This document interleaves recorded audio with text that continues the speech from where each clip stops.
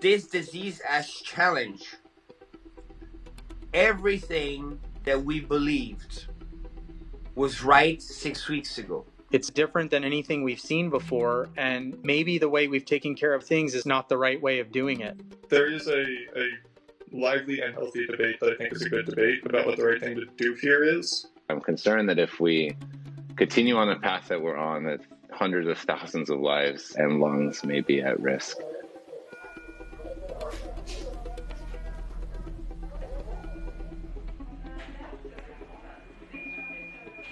It's actually kind of vital that we not deviate from those treatment protocols because we know that they reduce mortality.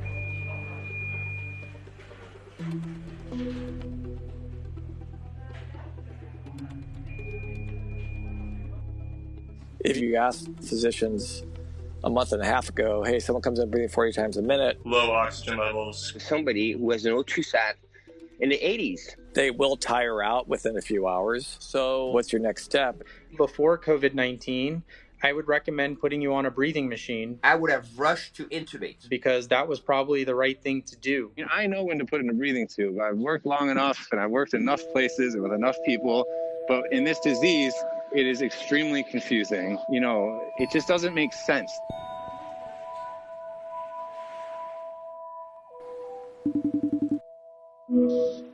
This guy stocked up for the apocalypse like most people. Now I just can't believe that I would thought that I'd somehow be home to make all my frozen food, but on a normal day in an ICU, you have very sick patients. Patients are dying, but this is just different. It's just, you have a disease we don't understand that is very deadly with patients that are scared and staff that are scared. And on top of that, it does not appear that we have a good treatment strategy other than a ventilator. And we're not sure when to put a breathing tube in. You know, the crux of it is we don't want to put a breathing tube in to someone who doesn't need it, knowing that there's a 70% chance they'll die. And then we don't want to not put it in to someone who would need it too late.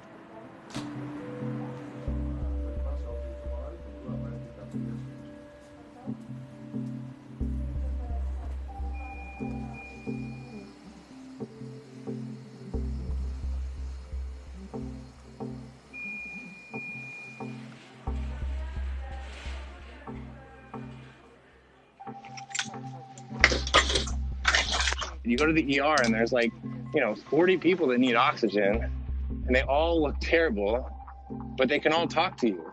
In no apparent distress whatsoever. And then you get them on a monitor and you look up and you see this oxygen saturation of 45 or 50%. And I'm telling myself, this is impossible. This is not possible. How can this be? It's just not compatible with life to have an oxygen saturation that low. You know, this is strange. It's out of a horror movie. I've been unable to sleep because I'm trying to wrap my head around this. This goes against anything I've ever believed. The paradigm of ARDS is not matching with the patients that I'm seeing. So it's like trying to fit a square peg into a round hole. At the core of the core of the core, it is just what disease are we treating, you know? And are we treating something that is naturally ARDS or are we not? We protect the lung against what we do to the lung. Protect it from what?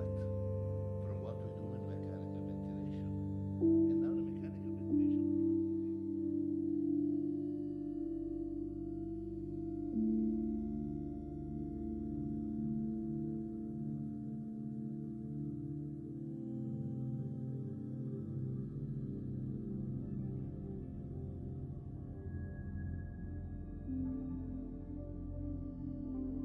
The type L cannot be treated as a classical ARDS. It's not a classical ARDS. You cannot do the same protocol for everybody. If they come and you don't have an idea if the patient is type L or type H, you probably do some disaster in 50% of the population.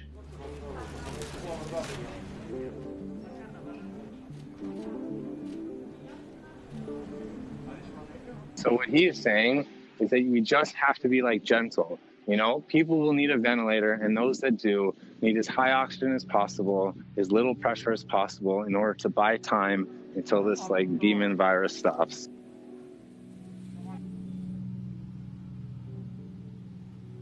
These patients have ARDS. I think the editorial has both been misinterpreted, and I think people have misunderstood that it's just that. It's an editorial, it's not a study, and it's not a trial. I don't doubt that people have seen some cases with some terrifyingly low oxygen numbers. On average, they're as sick as prior cohorts with ARDS. I just think it's important to say that it's not a settled question. Every hospital in the world is probably solving this problem slightly differently. We're using an early intubation strategy here, and of our first 66 patients, already a third of them have been extubated. I'm arguing for evidence-based medicine, which is something that we all purported to agree with before this outbreak hit. We have large randomized controlled trials. The patients in those trials had met the same diagnostic criteria that our current patients meet. We should apply the results of the trials. Today, we do not rush to intubate. Intubation has become the last resort, and the protocol, once they're intubated, has changed drastically. So within the last 2 weeks, I think what has been unacceptable has become very acceptable. Some of these patients don't need to be intubated. You watch them carefully, you make sure their oxygenation is adequate, and they can recover. I'm not saying we don't need ventilators, but perhaps we need to think about how we're using them. If somebody, and preferably people that are not taking care of patients every day, needs to look at the disease and figure out how we can treat it better. The truth will come out eventually. In the meantime, the question is what do we do till that happens? And yes, I'm nervous. I'm scared every day when I go into work. But I'm just trying to do the best I can.